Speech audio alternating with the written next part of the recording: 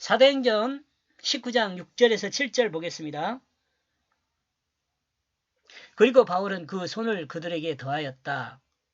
여기 안수를 말해요. 그 거룩한 그 영이 그들에게 나타났다. 그들은 방언을 말하고 있다. 그들은 예언을 하고 있다.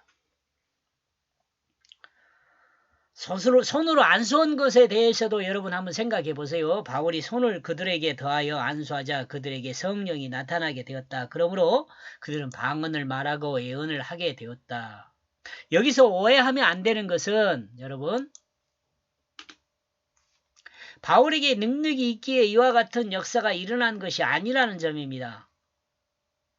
하나님이 바울을 통해 성령의 역사가 일어나도록 하셨기 때문에 성령이 임한 일이 일어난 것입니다. 이와 같은 역사는 하나님의 그 역사인 것입니다. 그리고 하나님은 정하신 그 약속을 따라 에베소서 사람들이 예수를 믿기 때문에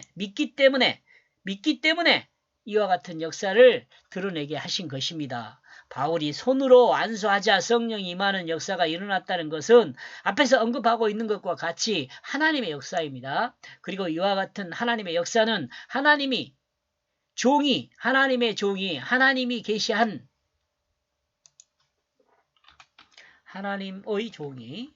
하나님의 종이 하나님이 계시한 하나님의 뜻을 전달하여 말씀이죠. 그러니까 하나님의 그 방법을 통해 손이라는 것은 방법을 의미하니까 하나님이 전하는 하나님이 약속한 하나님의 방법을 통해 드러난 것입니다. 바울이 하나님의 종으로 하나님의 뜻을 따른 하나님의 그 방법이 능력입니다. 하나님 뜻을 따르는 하나님의 그 방법이 능력이에요.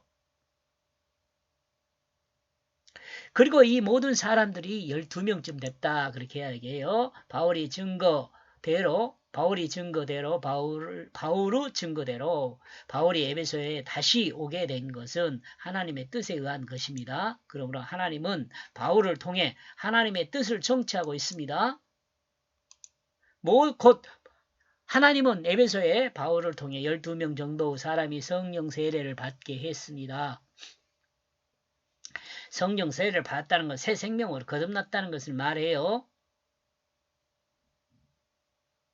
이렇게 해서 1절에서 7절까지 내용은 에베소에 성령 세례 받은 사람이 12쯤 되었다라고 정리해 볼 수 있겠습니다.